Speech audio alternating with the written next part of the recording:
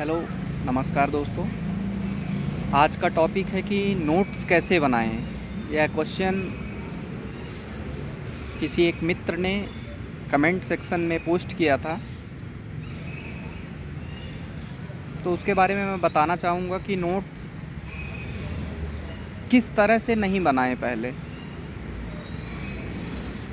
Notes आप बनाते किस लिए हैं? नोट्स बनाने का पर्पज़ है कि आप कम समय में वो सारी चीज़ें रिवाइज कर सकें।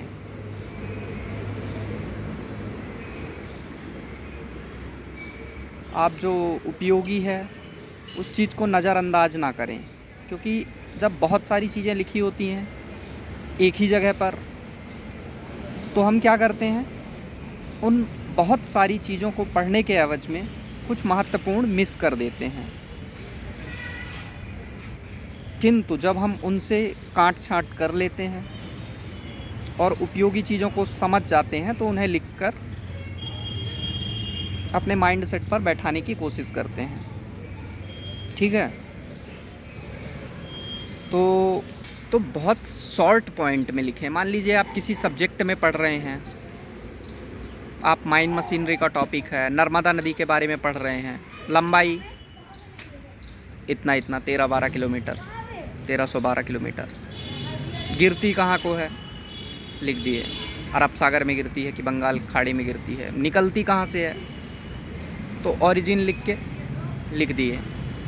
उसको फुल सेंटेंस में आप मत करिए, और नोट्स हो सके तो अपने लिए बनाने की कोशिश करिए। ये मत सोचिए कि मेरा जो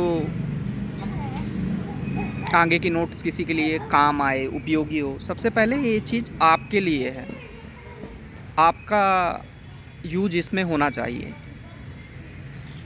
तो समय बचा हो तो बिल्कुल नोट्स बनाकर ही तैयारी करिए। आप 10 बार नहीं, आप उस चीज़ को 20 बार ख़त्म कर पाएंगे। और जो भूलने की भी समस्या रहती है ना, वो भूलने की समस्या भी हल हो जाती है, क्योंकि आप देखने लगते हैं। फालतू के अनावश्यक टॉपिक मत कैप्चर करिए। पुराने पेपर देख लीजिए किस टाइप से क्वेश्चन आ रहे हैं, और आपको समझ में आ जाएगा कि ये किस तरह से जानकारी चाहिए।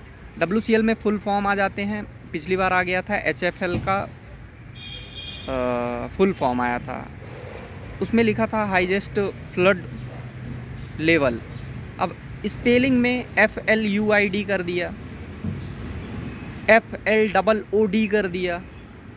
अब वो हाईएस्ट मतलब उच्चतर, फ्लड मतलब बाढ़, और लेवल मतलब स्तर। लेकिन अब वो फ्लड की स्पेलिंग में कई लोगों ने मिस्टेक कर दी, FLUID को सेलेक्ट कर दिया, जो कि उसका मीनिंग नहीं है।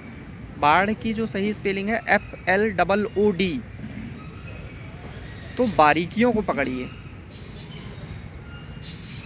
और रही बात नोट्स की, तो माइन मशीनरी है या कुछ भी टॉपिक है, उसका आप हल्का हल्का किस ग्रेडियंट वर्क कर सकता है यहाँ पे बस इस तरह से नोट्स बनाइए। 30 दिन के टॉपिक का नोट्स बनाना है, 30 दिन वाले पूरे में एक ही टॉपिक में कन्वर्ट कर दीजिए। अलग अलग जगह पे डाइवर्जन नहीं रहे,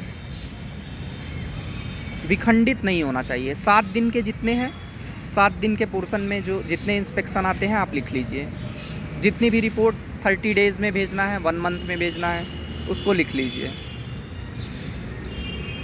बस। और कुछ नोट्स का यही एक उपयोग है।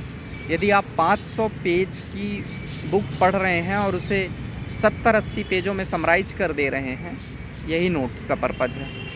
और आप ऐसा समझते हैं कि मैंने उस पूरी बुक को कवर किया है, तो नोट्स आपके लिए इम्पोर्टेंट है।